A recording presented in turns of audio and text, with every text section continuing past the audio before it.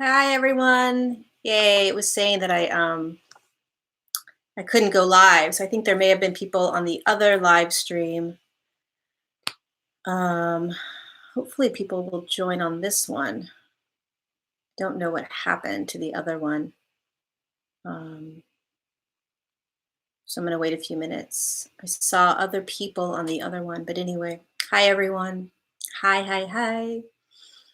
Welcome. Another live Q&A. Let me plug this in.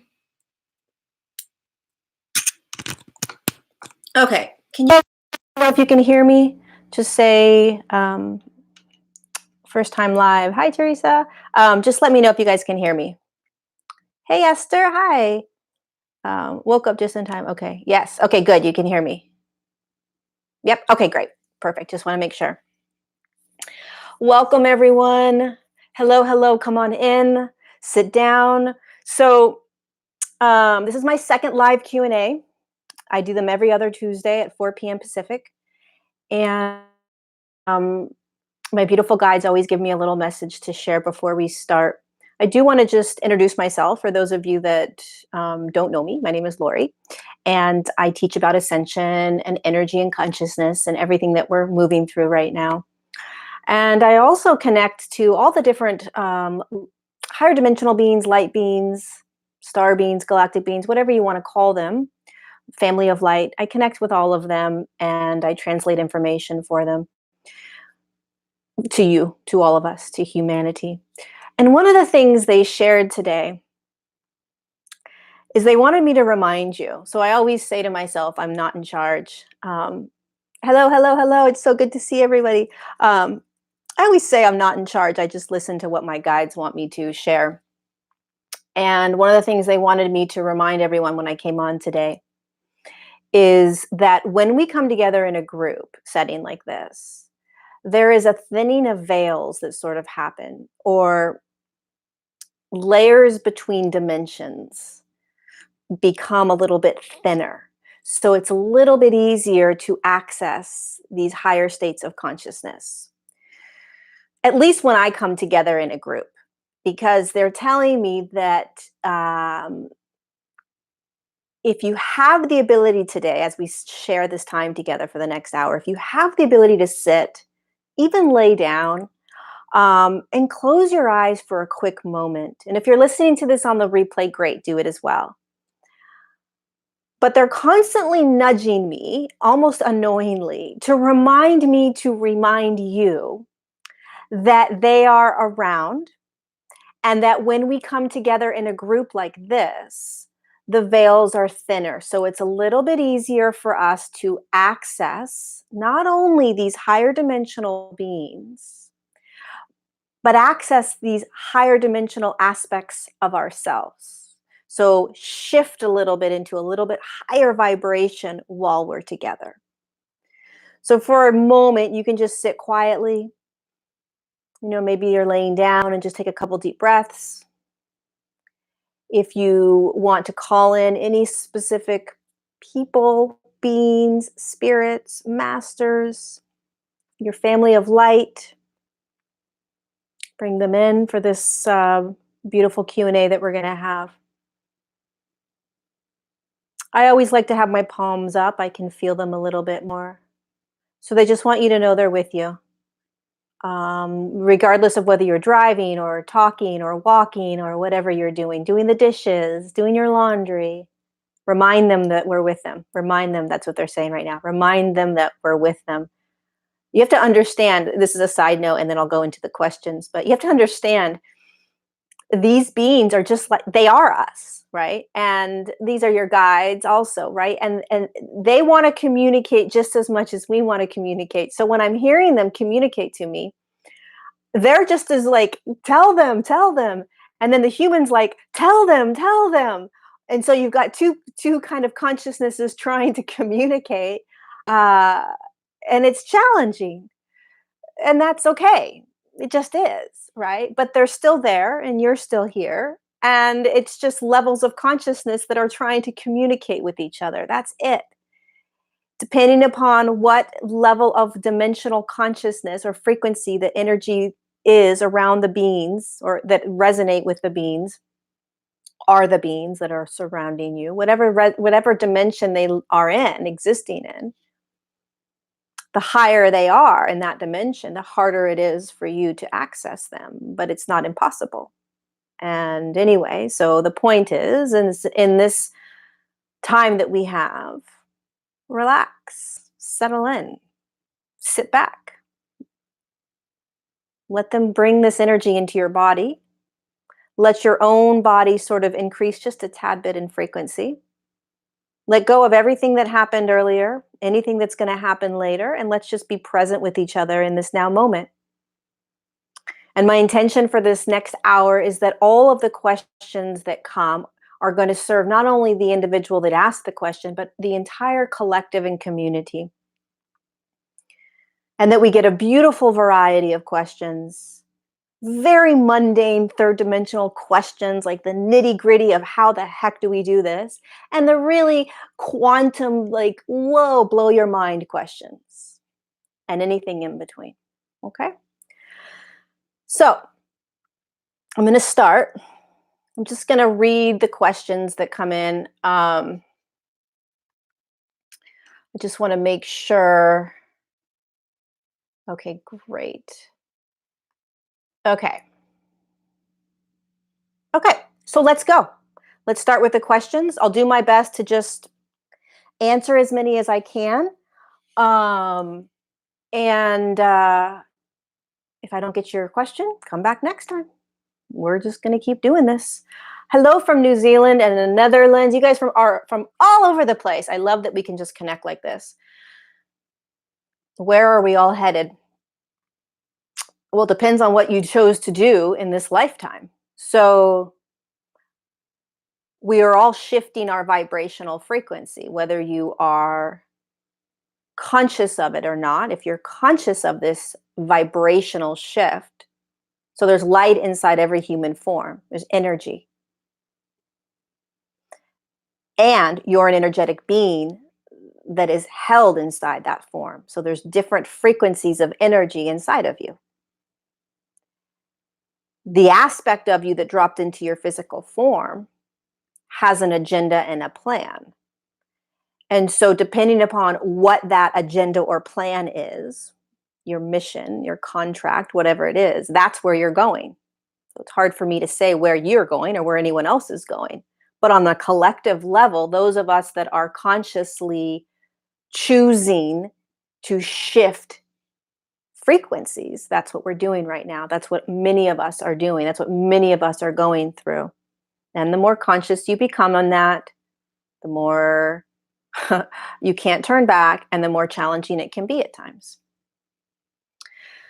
So, okay, Gina, my son has, let's see, hold on. I got to learn how to do this again. 1 second. Okay.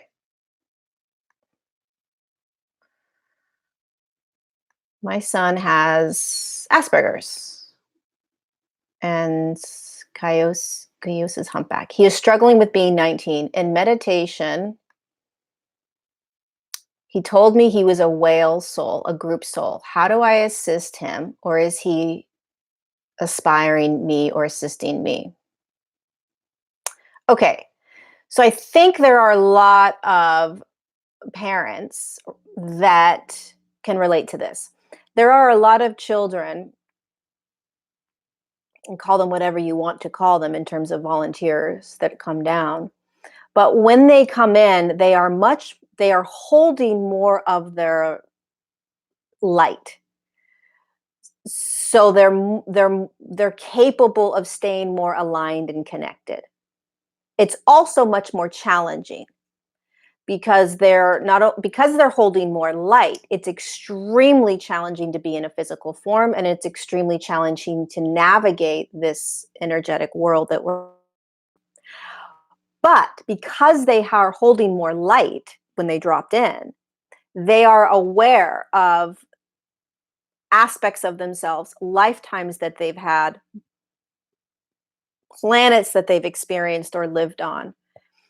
And if they're communicating that to you, Gina, then first of all, they feel safe. A lot of kids won't talk about it because they feel unsafe. They feel like they're maybe crazy or people won't listen to them. Although that is getting less and less, I think. Um, my suggestion always, or my recommendation always is to ask more, engage. What do you mean? Let's talk about this. This is exciting. Let me share what I know, right?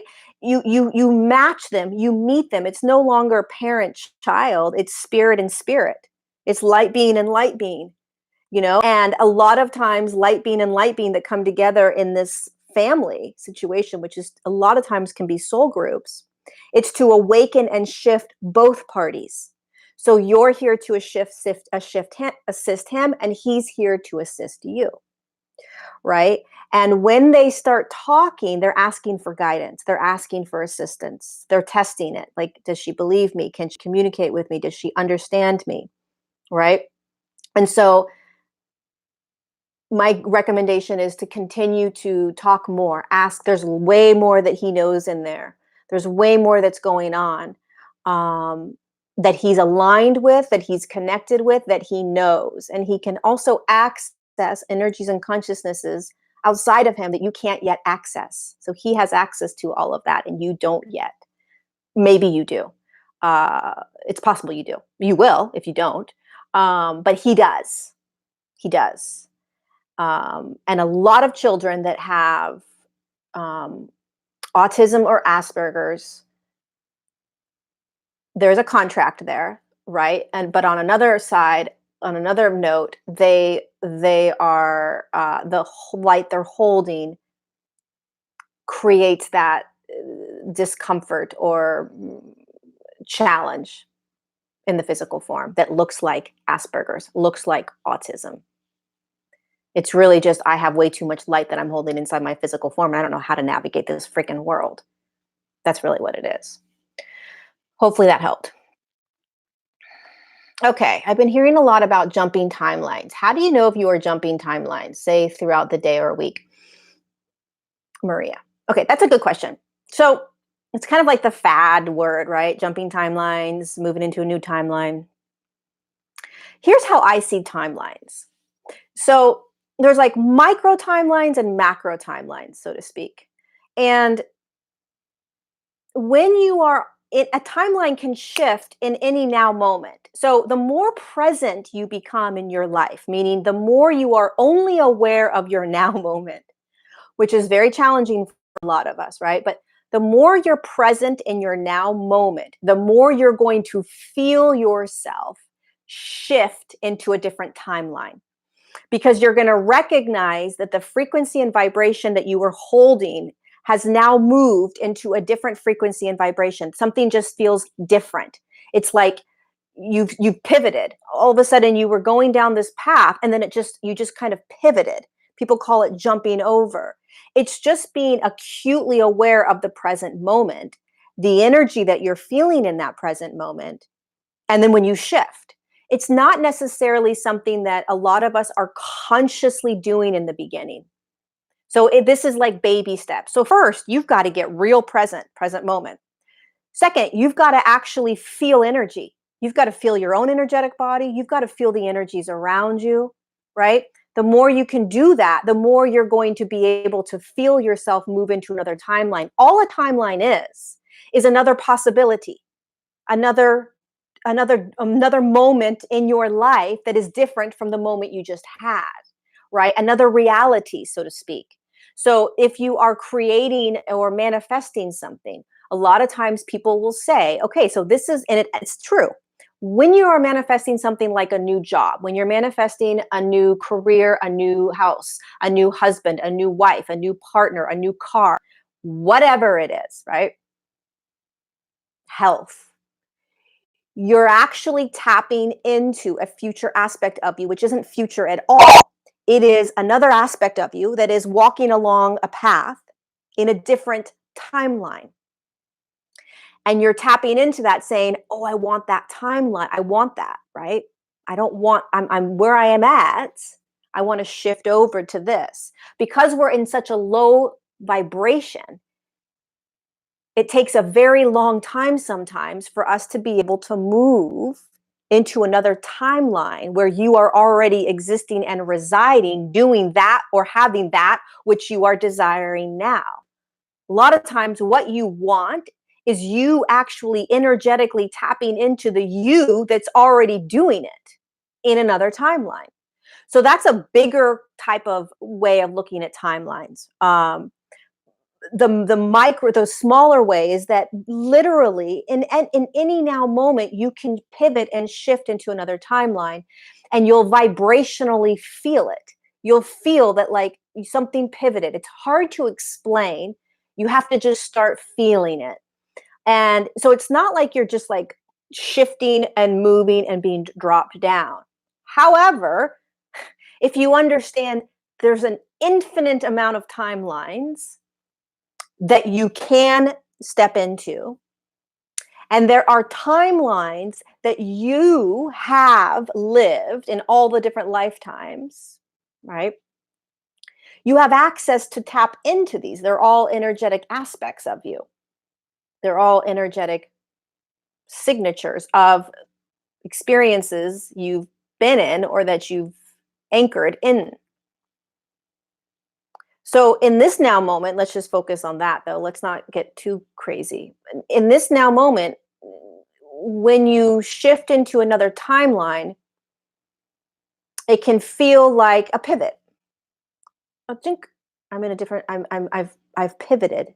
Um your vibration, you'll shift the way you're seeing things, you'll shift the way you're feeling things, you'll shift the way you're communicating.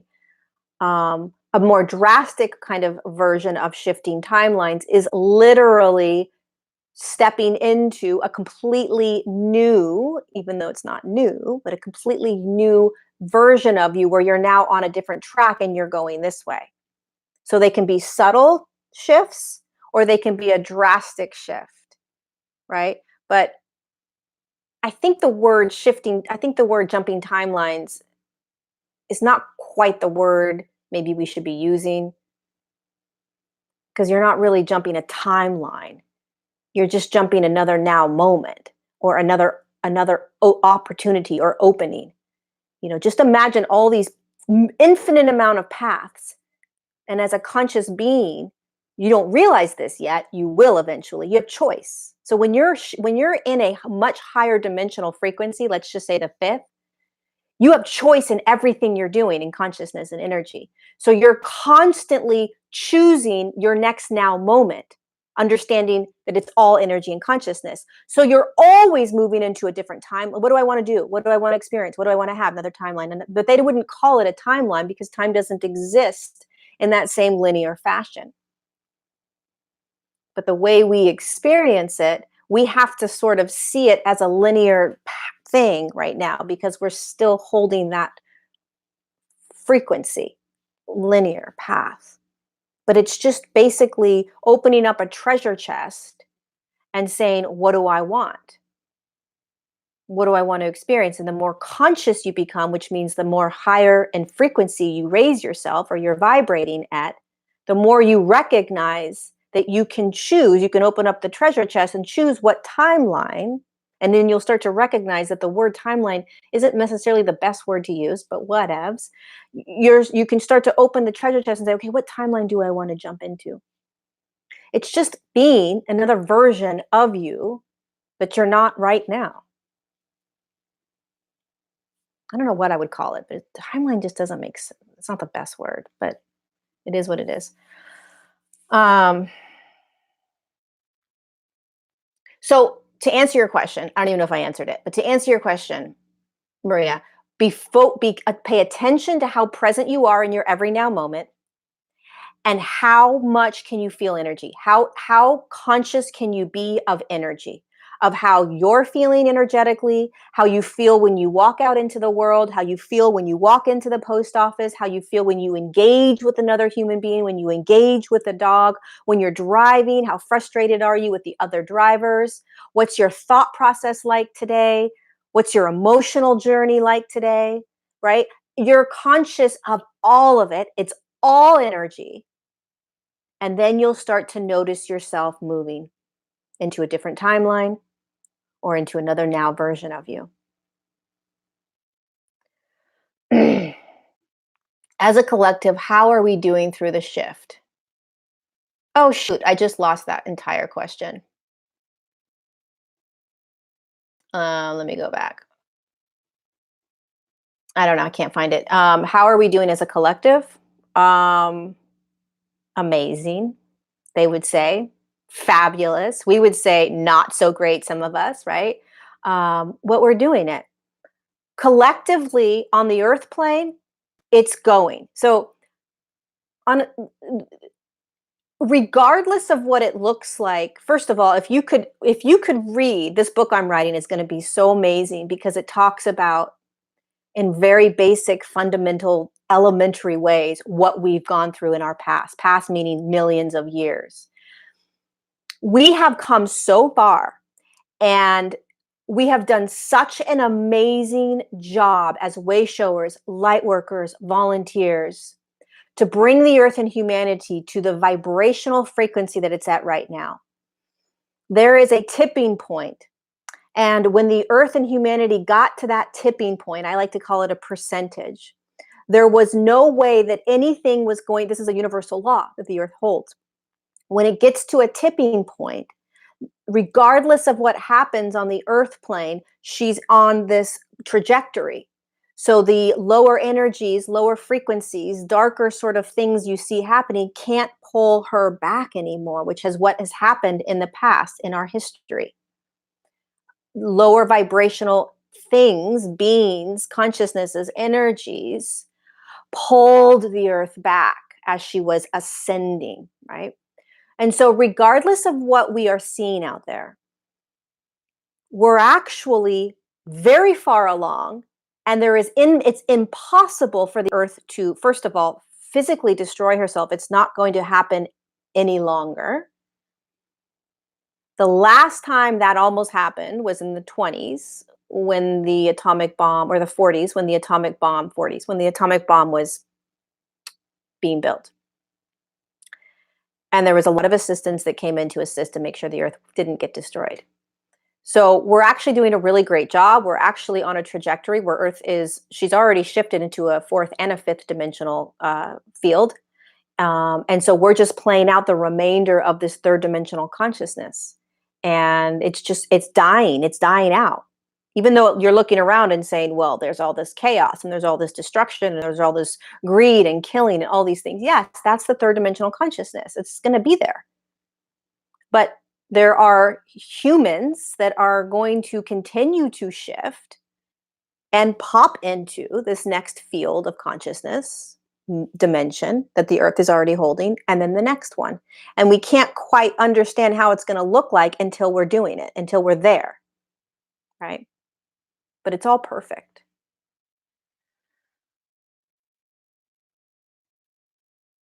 Okay. Does it help us to know where we originated from? What star system? Melinda. Does it help? Well, I mean, you're asking someone, you're asking me, and I does it help? I think it helps people to know where they're from. Yes. I think people like to know names. They like to be able to know who's around them. They like to know who being galactic beings or light beings or angels or masters or whatever it is. Humans like to know who. They want a name to it. There are no names when you are tapping into consciousnesses and energies. They actually don't hold. Pleiadian isn't plate. If you communicate with a Pleiadian, they're only going to tell you they're Pleiadian based on the third dimensional matrix we live in. They actually don't hold a name. A name is letters coming together that form a name based on this matrix we live in. So it's just energy and consciousness. So from these beings' perspectives, they don't care what you call them, right? They want you to just feel them and experience them energetically, remember them energetically. And you will, right? But they also understand that the human needs connection. They need something to grab and hold onto in order to do this. So on your journey right now, it's in what is extremely important in my opinion, is that you start to recognize and remember that you're not doing this alone. You're not alone doing this. You didn't design yourself to drop into this physical form to do it alone. And that is a huge reason why these beings are trying to connect to us more and more and more, because they are here to make it, believe it or not, easier for us. They really are. And you actually come from many different consciousnesses. And that's a whole other topic. But where you came from when you decided to drop into the physical form is a consciousness, is an energy. It's a vibration. It's a system, maybe a collective, maybe the angelic realm. But you dropped down into form from somewhere else. And for many people, it's important to know where that is. But even when the human knows where that is, it doesn't help them anymore in connecting with them. Because what's important in connecting with them is that you're constantly calling them into your space. You're constantly calling them into your room or into your field over and over. And the reason you do that is to remind yourself that you're not doing this alone, and that maybe eventually you'll start to remember that and hold that and know that to be true. There's a difference between remembering and knowing. You have to remember over and over and over again until you finally know. You know what I mean? How many times do we need to hear the same thing over and over and over? And then all of a sudden it comes in and then you know it. And that's when it sticks. That's when no matter what, it doesn't go anywhere. You know they're with you. And so they're always telling people, just keep bringing them in, keep bringing us in, keep bringing us in, because they can't do anything. The human has free will. And these beings honor free will. So they're not just going to necessarily jump in and say, hey, we're here, and try to do whatever they can with you. If you are asking, they will. They will. So I think it's important to know that there are beings or systems of light, consciousness, angels, masters. Yeah, I think it's important right now for us because it reminds you of who you are. It reminds you that you're not just a human being, physical body, ego, personality. You're so much more. You're so much more. And we're just now unraveling that. And these beings are a huge piece of this. The frequency noises that we hear, are they messages, and how do we understand it? So I think there's a couple different things that happen when the human. So yes, beings, higher frequency beings, when they are around, there are humans that. So when energy and frequency is around you, you're going to I like to use the word digest, but it's just pulling it in different ways, right? When I pull the energy in from these beings, I hear it. It's like I'm having a conversation. Some people will hear sounds. Some people hear high pitched tones, right? That is you. For some people, that high pitched noise or that ringing in the ear kind of thing can be you tapping into higher frequency energies, um, consciousness around you. It doesn't help because you're like, well, that's great, but I can't, it doesn't, all it does is annoy my ears, right? There are also humans that when they get that buzzing and that ringing, it is an upgrading that's happening inside the physical body with your electrical system. So you have an electrical grid that's working inside the physical form. And it's always being upgraded. That's why we're so exhausted all the time.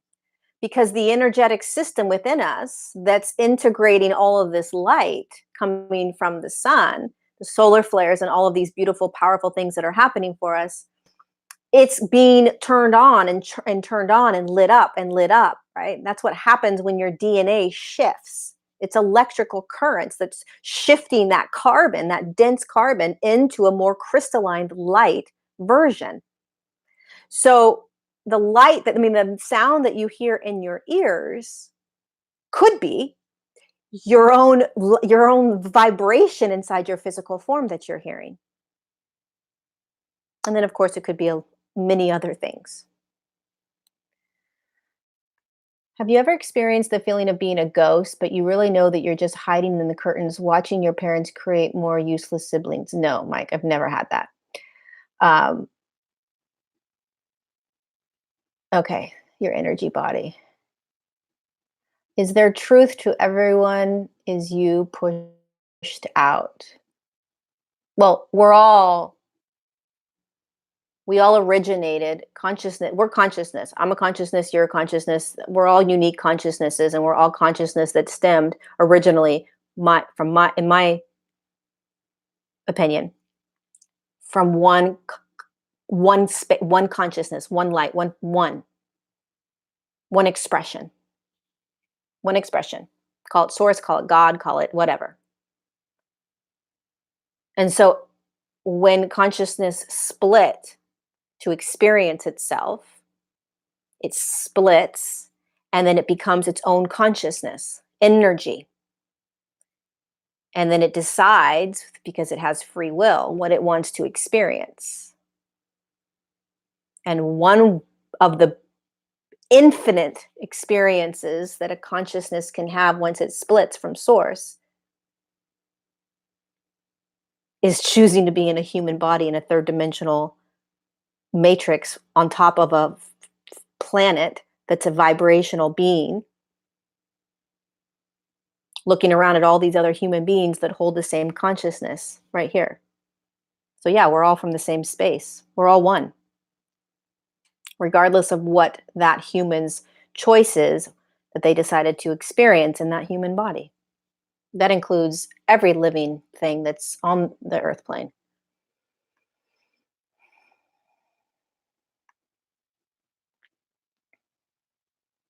Okay. So let's see. Can someone get, yeah, I just got him out of here. I just got that mic guy out of here. Sorry. Okay. I have a question about astro tripping and having a seizure feeling in my head, which slaps my consciousness back into my body. I can fight it not for too long, though. This happens to one other person. I have a question about astro tripping and having a seizure feeling in my head. Well, it just sounds like you're not grounded. So you don't, in my experience, my opinion, and what I've been taught, when you astral travel, you're still in your body. You're if you're conscious, not when you're sleeping. So astral traveling, from my experience and my opinion, is traveling in your etheric body, which is your light body. So when you travel in your etheric body, most of the time we do it in our dream state. So the body is sleeping and resting, and then off you go, and you go into all these different realms and dimensions and experiences. When you start doing it actively conscious, you have to remain, there's an aspect of you that has to remain in the body. And if you don't, those kinds of experiences will happen. You'll feel very sick, nauseous, lightheaded, dizzy. You want to be grounded down into your physical form while you allow your etheric body to go travel. So you're going to feel yourself in two places. People assume that if they astral travel or travel in their light bodies, that they have to leave the physical form, literally leave it, and go off and do whatever they're going to do. But it's not health, it's not good for you, it's not healthy. You want to stay in both places. Otherwise, you can have a lot of like uncomfortable experiences and sensations. Okay, let's see. What else do we have? Um, all right. Hi, Raven. I see you. Dude, that Mike guy was all over the place, wasn't he? Thank God I saw him. Um, got him out of there. When I am connecting to my guides or to the energy within, do you know what this is that I am seeing? No, Scott, I have no idea. I found that I don't get burned by the sun anymore. Yeah, so I have the same experience with the sun. It's interesting. I'll get sunburned, but it's a totally different feeling when I'm in the sun now. It's a completely different experience and relationship that I'm having with the sun. Um, but I do have to put sunscreen on still sometimes. My nose gets burned. But there are codes that you're receiving. And the more conscious we become, the more we recognize that the sun is delivering light to us, literally, not the physical light, but light, consciousness, energy. Do a video on the 7 energy centers.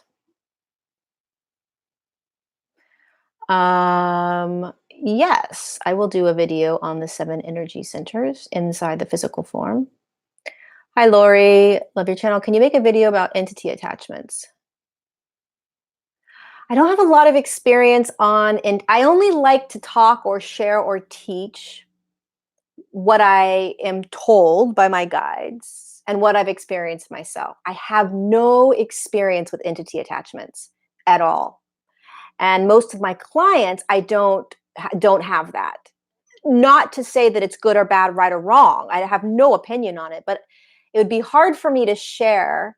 And my guides don't talk to me about implants, entity attachments. They don't go there with me. So I don't try to go there with them. I listen to what they give me. So I'll see if anything comes through. But I just follow what I'm given. And so I have very little information right now on that. I should maybe I'll be getting more. I don't know. Might be coming in the book. Higher self versus the ego. I've done a lot on this one. Higher self and ego. So I'll do a quick thing. Higher self and ego. Okay, higher self. The higher self, well, first of all, the higher self is an aspect of you that's vibrating at a higher frequency. The higher self is designed to take you into the next highest version of you, moving you into the 4th dimensional frequency and dimension and the 5th dimensional frequency and consciousness. So it is designed just like your ego. It has a role and a purpose. And as you begin to shift into higher states of consciousness, you start to recognize you've got this higher self. This higher self is designed to move you into the next highest version of you, while the ego role is to quiet down. So what we're doing right now is figuring out what the heck, what do they sound like? So the ego lives in duality. The higher self does not. What's duality? Duality is judgment. Yes, no, right, wrong, good, bad, you should, you shouldn't. So the very easiest way to decide whether it's your higher self or your ego communicating with you is, first of all, ask, is there an opinion from this voice? They both are voices, right? So they are also, the higher self also communicates through instinct, guttural instinct, feeling, right? Because it's an energy. It's an energy inside of you. So you're going to feel certain things. I feel like I should do this. I feel like I should do that. Gut sort of knowingnesses. And when that consciousness is filtered through you, it's going to sound like your own voice. And of course, the ego sounds like your own voice, right? We're very familiar with that. But the first question you can ask is there a judgment in this? And if there's a judgment, then it's your ego. The higher self doesn't reside in duality. The higher self doesn't have judgments. The higher self is going to suggest to do this, guide you into doing something, moving somewhere, doing something, reminding you of something, pushing you towards something, asking you to sleep a little bit longer, reminding you that it's okay to sleep a little bit longer. Turn on the radio today. Turn the radio off today. Go into that bookstore. Go buy that fruit tomorrow. Call this person on the phone. It's very subtle. It's very direct. It has no opinion. It has no judgment. It has no right and wrong. That is the easiest way, in my opinion, to decipher whether it is your ego or your higher self. And then you just start playing with listening, acutely listening to those two voices. There may be more because there's all kinds of guides around you, right? But if you're listening to the energetic signature or vibration of those two distinct voices, you will become acutely aware of the difference. And what happens is we've been so programmed to unconsciously listen to the ego that it's confusing in the beginning. Well, should I go do that? What if I go do that and that's not the right thing for me to do? And then the higher self says, go look at that bookstore. And then ego is going to say, well, yeah, but I don't want to go to the bookstore right now. I don't have the time. I don't have the energy. I don't have the money. And the higher self's going to come back in and just say, go to the bookstore. Right. And then you're going to go, well, I don't know. The ego is going to move you around, rattle you back and forth. The higher self's just going to keep saying the same thing. The higher self's just going to keep saying the same thing over and over. The higher self's message doesn't change. The ego's message will go all over the place to try to convince you to either not do it, or that's wrong, or that you can't, right? The ego is a beautiful structure designed to keep us safe in this third dimensional matrix. But, and it's difficult to let it kind of quiet down. Hopefully that helps.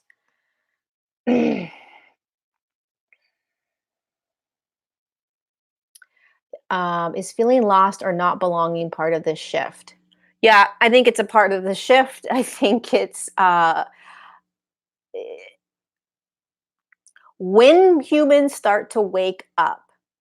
Waking up means recognizing what you're doing here, recognizing that there is a much bigger picture happening. When it's very challenging, and it's a struggle sometimes, and this process is not easy.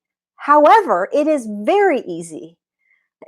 As you start doing it more and more, you recognize that it's actually quite easy if you let go.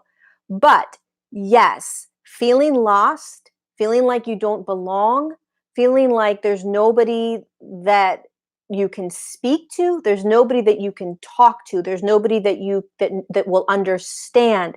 Yes, yes, yes, yes, that is very normal. Very normal.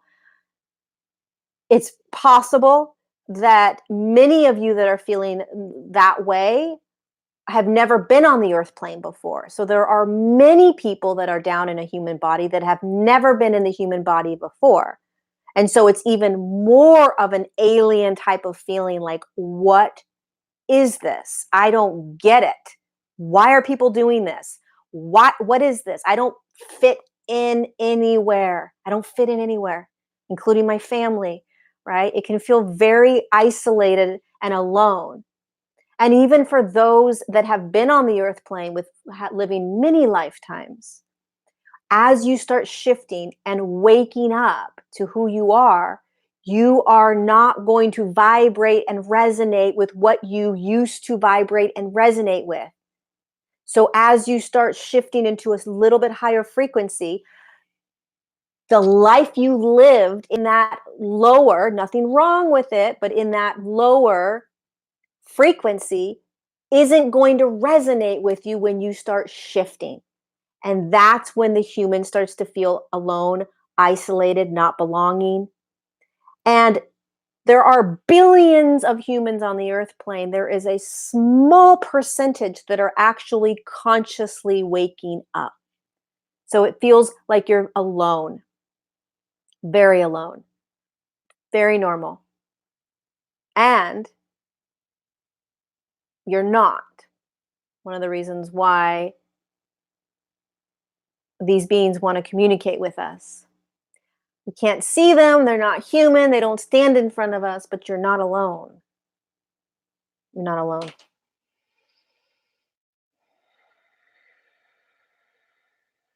Okay, what else is going on in here?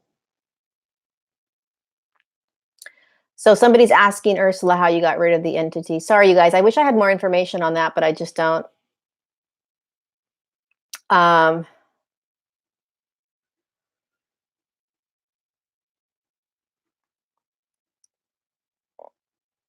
okay, I'm not going to go into that right now. Lori, given how far we need to evolve consciously, how do you recommend we stay relaxed with where we are? I feel we are all aware of much more loving ways of life, but struggle to bring it in. I agree with you. Okay, let me sit with this one for a second. Given how far we need to evolve, that's the first problem. We don't think about how far we need to go. How do you recommend we stay relaxed with where we are? So So here's what I do. I'll just share what I do. And this is going to sound very cliche, Blake, but this is what I do. I do my best to not think of the future. I do my best to not think of where I'm going. Because if I start to think about moving into, I'm just talking energetically. If I actually like pigeonhole myself and start to like look at where I'm going, Lori, you're going to be moving into a fifth dimensional frequency at some point, right? There's going to be anxiety, worry, how, when, where, what, how do I do that? When am I going to do that? Am I doing everything that I'm supposed to be doing right now? Like, how do I know I'm not going to miss a clue, right? If I start to do that, first of all, I'm taking myself out of my now moment, and I'm only creating anxiety, stress, worry, all the stuff that I don't need to do. Because what I do know, Blake, is that I know that no matter what, we as a collective that is consciously shifting are shifting. I am shifting. I will be able to hold more love in my everyday life when I'm holding more love. I can become more conscious of doing that, right?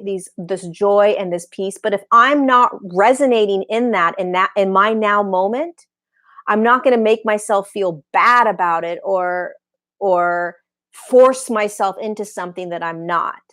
The way I live is I live in whatever moment I'm experiencing in that moment, and I do my best to not think about where I'm going. So, and I know beyond a shadow of a doubt what's happening in this bigger picture. Holding that bigger picture, I think, is really, really important, because when you hold the bigger picture, you relax. When you hold a bigger picture of what's going on, you can relax. There's nothing you need to do. You just move in your next now moment. And it seems really cliche and really kind of like, oh, okay, Lori, sure. But the more you can start to do this, the more you're going to see that this is how it works, even for those of us that are in situations that we don't want to be in.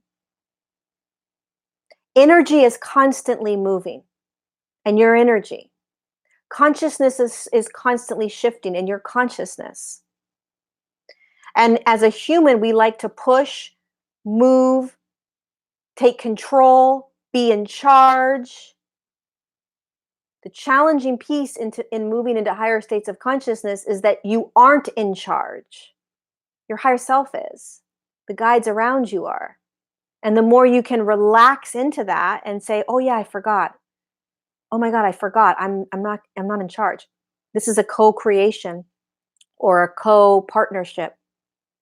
I just have to be acutely aware that I'm not the one in charge, even though you are the one in charge because you are your higher self. It's the ego that isn't in charge. And it's the ego trying to be in charge that creates the struggle, that creates the wanting to be anywhere other than where they are. So the way I stay relaxed is that I'm always remembering the bigger picture. I'm not escaping my reality at all, but I'm always remembering the bigger picture, which is that I'm shifting. And when I feel more love in my heart, I'm going to feel more love in my heart. How do I know this? Because as I've been doing that's what happens. That's what happens. So I just keep doing that, and then I'm shown a new version of myself, and I sit in that new version of myself. And as I'm sitting in that next highest version of myself, I still get into a car and honk my horn and yell at people but what I'm noticing is that even those behaviors are changing, meaning I'm not as frustrated as I used to be when I get into my car. Now, did I do anything to do that? Did I take a course? Did I read a book? No. I'm remembering the bigger picture, that I'm always shifting into you are always shifting to the next highest version of you, whether it's comfortable or not, whether you like where you're going in that next version or not. You're always moving into the next highest version of you to take you to the next highest version, to the next highest version. That's ascension.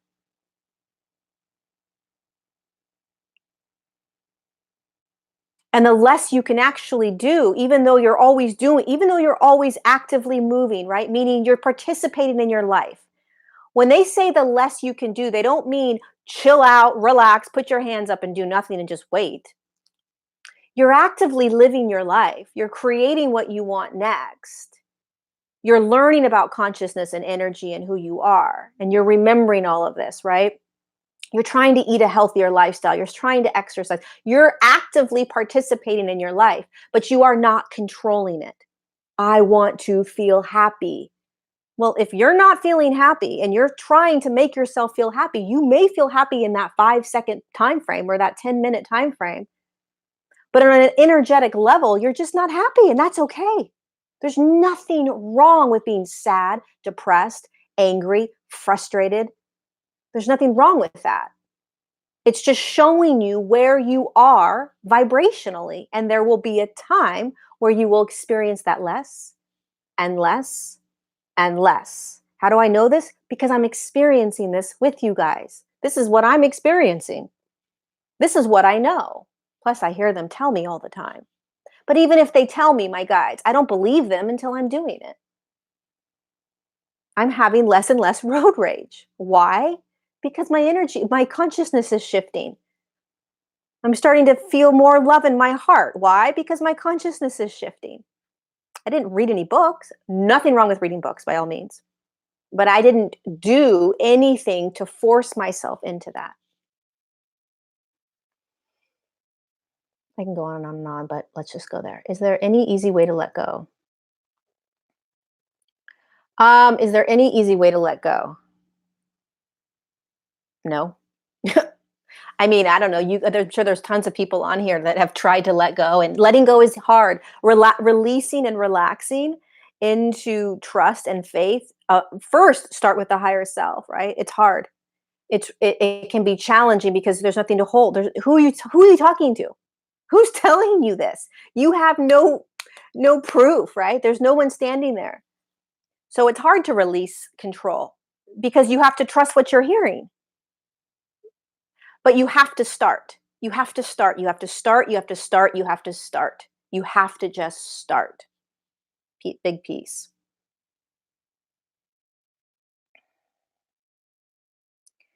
Um, okay. Let's see. What else do we got?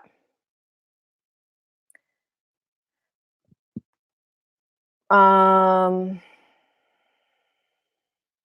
Let me get this out of here. We've got about 10 minutes left. Okay. What other questions do we have? So, for those of you that can't feel anything, first of all, that's very normal. I would say 75% of the clients that I work with say the same thing.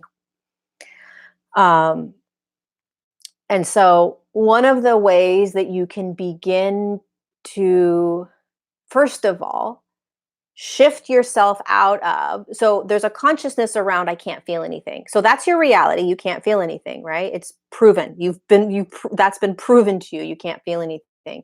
Now, let me just remind you, it is impossible for you to be in a physical body and to not be able to feel energies, consciousnesses, vibrations, it's impossible because you are an energetic being with an energetic grid inside of you, whether you believe that or not, and whether you can access it yet right now or not. So first and foremost, it's impossible for you not to be able to do that at some point because that's how the physical form is designed to shift. The human body, the third dimensional human body, was designed to be able to shift into higher states of consciousness. It was. By beautiful beings, higher dimensional beings created this form that we're in so that we can shift. Okay, so it has a grid system in it, has an electrical grid system in it, has a channel, it has those energy centers, right? One of the things you can start to do if you're not feeling is, first of all, remind yourself that you are designed to feel. Just start shifting what you're saying about yourself. I can't feel, I can't feel, I can't feel, I can't feel, I can't feel. Well, that's a reality and a consciousness that you're holding.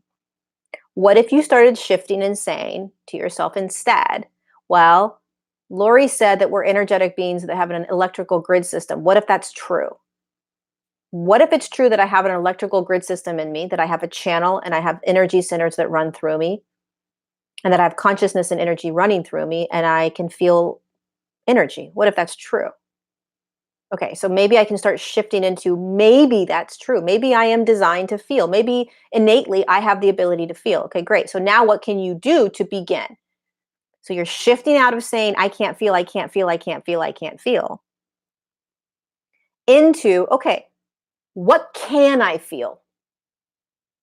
What can I feel? Can I feel my breath? Do you feel your breath throughout your day? Do you feel your hands on the handlebar when you're driving? Do you feel the coffee, the hot coffee touching your lips? We are so programmed to be numbed out. We're so programmed to be unconscious that we don't even realize how unconscious we are until we start becoming conscious. And then we're blown away by how unconscious we've been our whole lives. Most people think they're in their bodies. Most people aren't. Most people think their crown is open, seventh energy center is open. Most aren't. And when you start becoming conscious and waking up, you will absolutely unequivocally begin to feel. But you have to start to remind yourself that you haven't been feeling, that you've been unconscious, that you've been sort of numbed out, like all of us have, right? In order to function and live. It's just the density of the consciousness. So first and foremost, do you feel your breath? Can you feel your body? And remember, coming back to, I am designed to feel. I'm designed to feel the energy. I'm an energetic being, for God's sakes, inside a physical form. I have an energetic field around me. So there's an expectation and attachments that we have to feeling energies, right? To feeling beings, to feeling consciousness. When my guides talk to me, I don't feel them energetically. Now, prior to doing this YouTube, I sat, quieted myself, opened my palms, pulled them in, and I could feel the energy around me. Yes. Right now, I can't. So when I close my eyes and sit with my palms up and I invite them into my space, I can feel them quite quickly. But I've been doing this for a couple of years. In the beginning, I couldn't feel their energies, right? A lot of my clients, they'll be able to feel the energy of them when we're together doing the session, but then on their own, it's very challenging. You have to practice. But I guarantee you, as soon as you start coming into your body and feeling your breath, when you swallow, do you feel your swallow? Do you feel the throat, right? Can you feel earrings in your ears? I mean, it's that simple. It's ridiculous, right? But it's that simple. That's how you come into the body, and that's where everything is. That's where your energetic field is, and that's when you start to feel energies. Also be aware of your expectation that you have. What are you expecting to see? What are you expecting to hear? Let the expectation go. Have no expectation. How does it want to unravel for me? Because no matter what, it's going to unravel for me. It has to unravel for me. It has to unravel. Shift the way you're thinking about it. Know that you're an energetic being with an energetic grid system. Start to feel your body, start to feel your breath, start to invite any sort of beautiful, benevolent beings of light and consciousness around you. How do you feel when you walk out? How do you feel when you're on the phone with somebody? How do you feel when you're eating a meal? How do you feel when you're driving? How do you feel when you walk into that yoga studio? Feel, feel, feel, be conscious, be conscious, be conscious. And I can promise you, you will start to feel energies.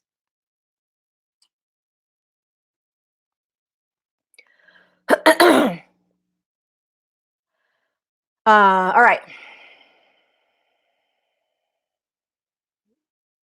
Let's do two more questions. So the Akashic records, are they changing energetically because we are changing? Yeah. So the Akashic record, most of the Akashic record was designed. I did a video on this a couple months ago.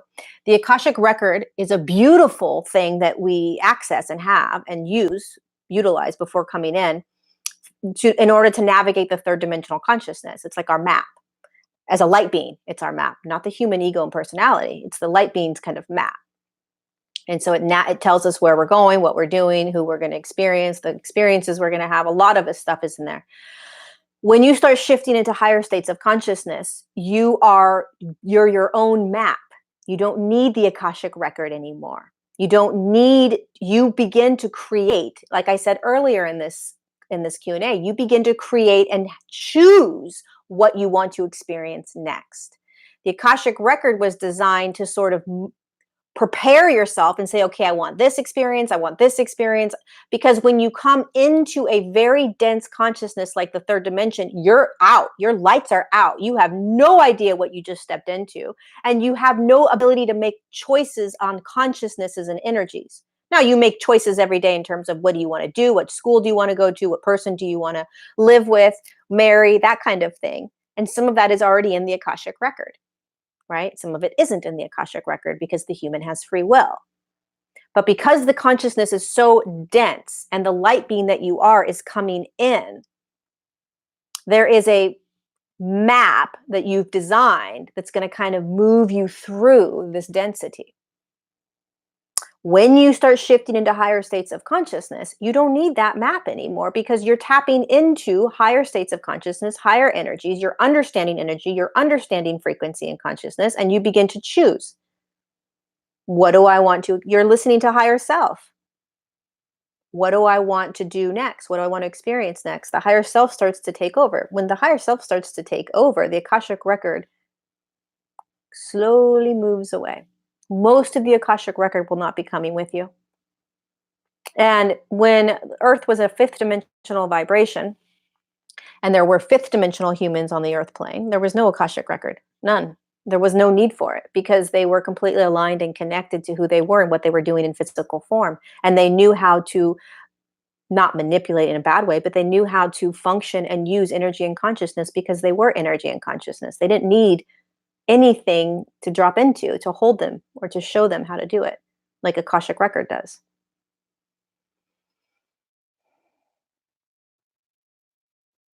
It's not that the Akashic record is changing. It's not coming with you. You're not bringing the Akashic record. You're shifting out of an Akashic record. You're not changing an Akashic record. You're shifting out of it. Just like you shift out of relationships and you shift out of jobs and you shift out of places that no longer work for you or resonate. They don't serve you anymore. There will be a time where the Akashic record doesn't serve you anymore. So it has nothing to do with changing an Akashic record. You're shifting out of the Akashic record, just like so many other paradigms that you're going to be shifting out of. All right, one more question, and then we're going to go.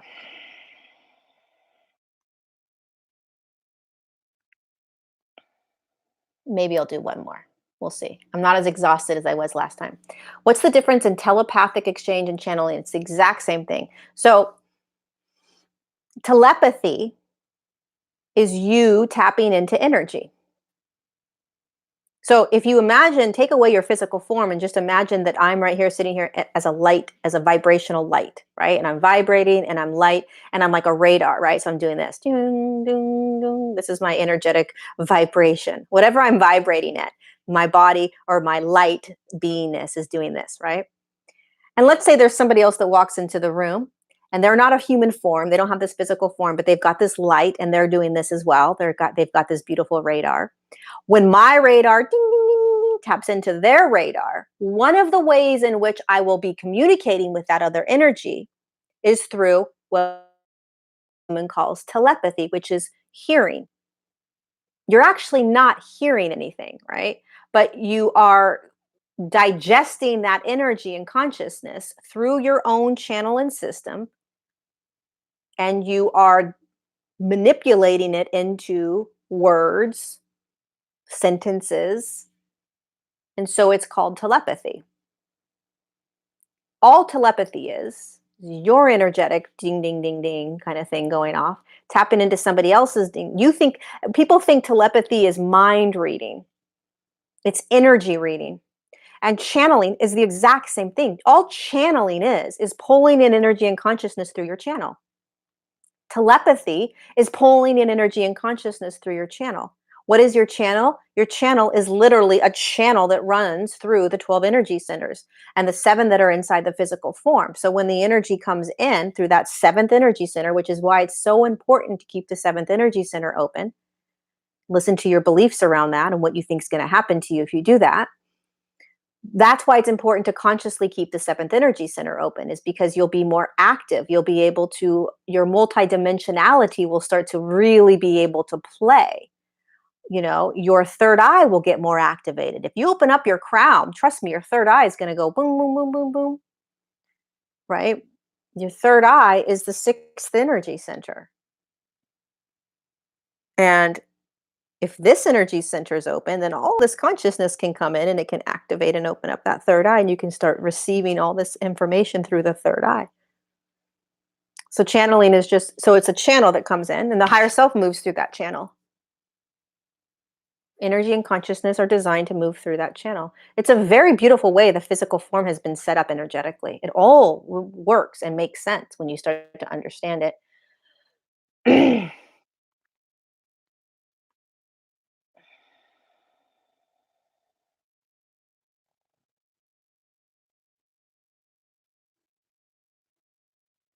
Okay, let's see, one more.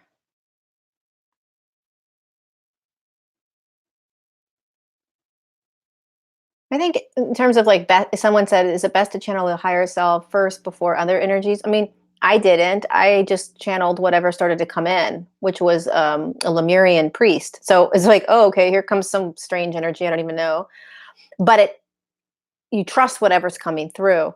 But yes, like the higher self is an aspect of you. So it's a little bit easier. For some people, it can be easier to channel. For other people, it could be more challenging to channel. Just trust whatever's coming through. Whatever's coming through is designed to come through to assist you. And that's the easiest thing for you to channel, right? So if all of a sudden you're channeling Mother Mary and it's very easy, well, then heck, bring it on. Bring on more Mother Mary energy, right?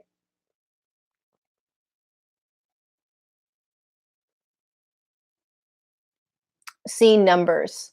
I think seeing numbers, I've never like, I think seeing numbers is just the ability to remember that you're waking up, the ability to remember that there are messages, signs, and guides all around you. When I see numbers, it's always this like, oh, there's a bigger picture. It just reminds me of there's a bigger picture out there. I mean, you can dive into the numbers, 333 means this, 555 means this, and they do, right? They can hold that paradigm and that structure. And you can hold on to that belief. But for me, when I see 1111, 2222, all that does for me is it makes me smile because I remember that there's a bigger picture happening. There's an energetic sort of playground that I'm in. And there is a specific number that I resonate with a lot that's connected to one of my guides. And so when I see that number, I know that that's them communicating with me. Um, so if there's specific numbers that you resonate with and it shows up for you, that's your guides, your higher self, other aspects of you that are saying, we're here, we're here, we're right here. Don't forget we're right here. Or they're just saying hello, hi. And every time I see that number, that's one of my guides, I'm like, oh, gotcha. I know you're there.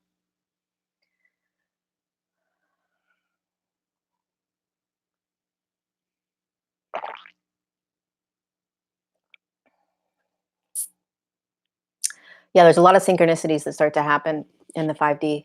Um, what's my view on Christianity?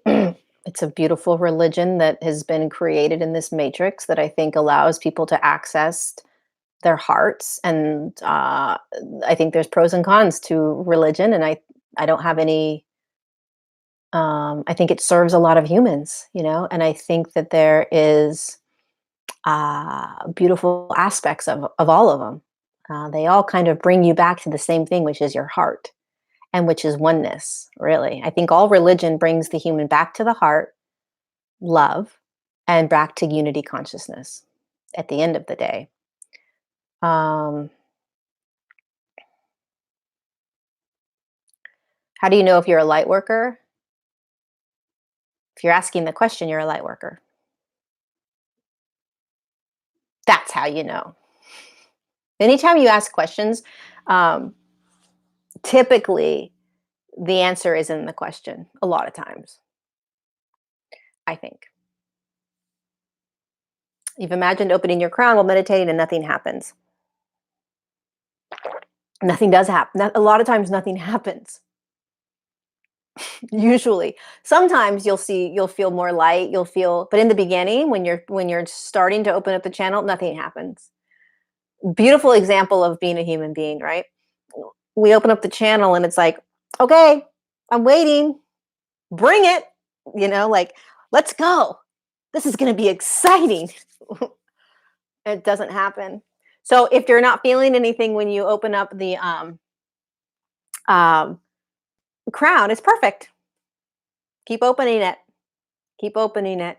Keep opening it. You guys, so many things that we're doing are subtle, are really, really subtle.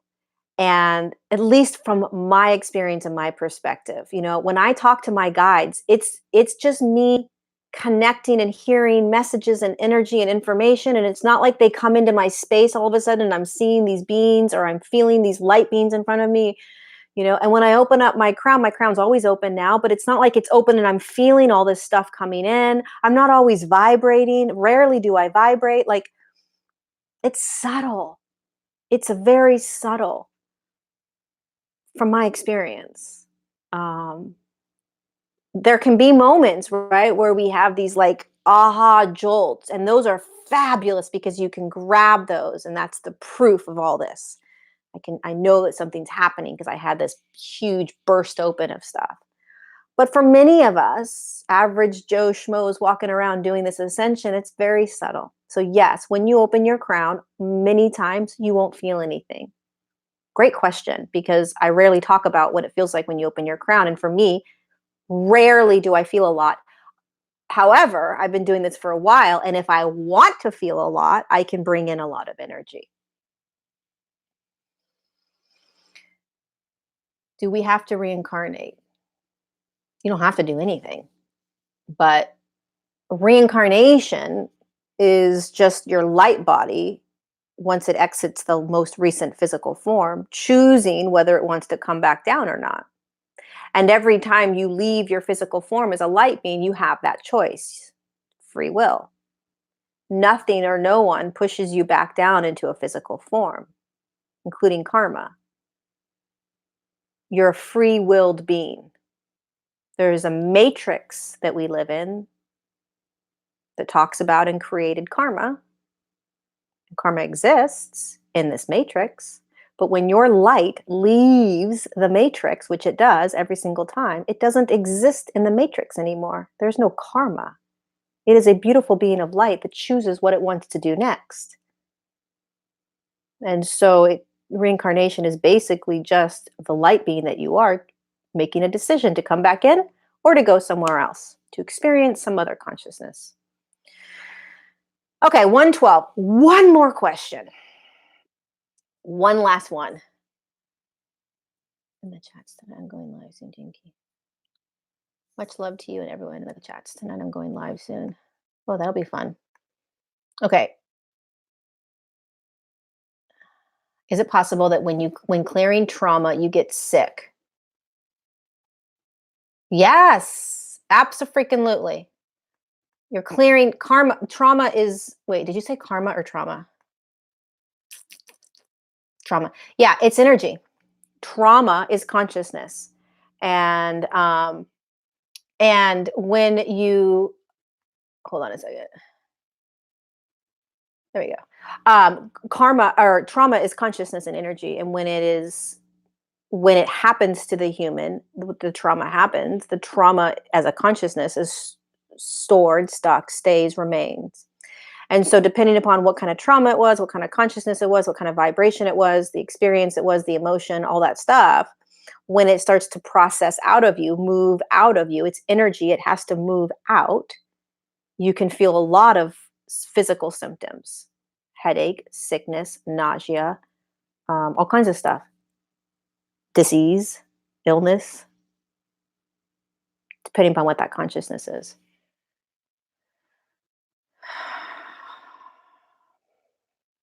All right, you guys, that's it. I'm going to go. So, is it possible to have pre-submitted questions somehow? Yeah, let me think about that, because it is distracting. I don't know. Let me think about how I would do that. But it would be better. It can be distracting for me to try to look on here and read them all. I'll think about that. All right, you guys, thank you so much for being here. I appreciate it. This will be on my channel so that you can go back and listen to it again, certain aspects of it. The hour always goes by so fast. Um, Nobody has control over your higher self. So no, higher beings don't have control over your higher self, and higher beings wouldn't want to have control over yourself at all. So thanks for joining, you guys. I love you all so much. So much. I don't think there was as much trolls on here this time as there were last time. Um,